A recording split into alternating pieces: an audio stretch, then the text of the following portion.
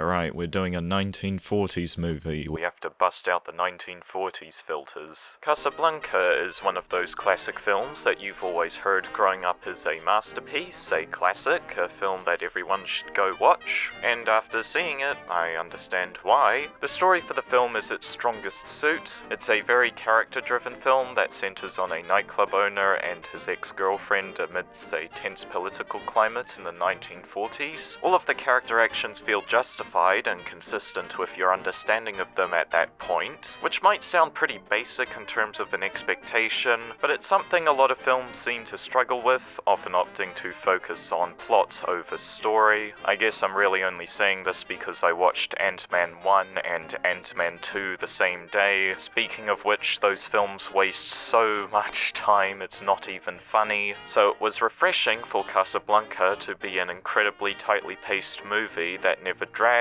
or overextended itself more than it needed to. All the characters are great, although I would be lying if I didn't say that my favourite was the policeman. I enjoyed his efficient manner of speaking, his responses were always quick and snappy and flowed really well with conversation, and he was always making clear what his position was when interacting with other characters. Yeah, I think the word I'm looking for is frenemy. He's a very good frenemy character. The film also works its comedy really well, and I think the reason it works is because it comes very naturally from the conversations and the characters. It never felt forced, something that a film like Ant-Man 2 definitely struggled with. Rick, there are many exit visas sold in this cafe, but we know that you've never sold one. That is the reason we permit you to remain open. Oh, I thought it was because I let you win at roulette.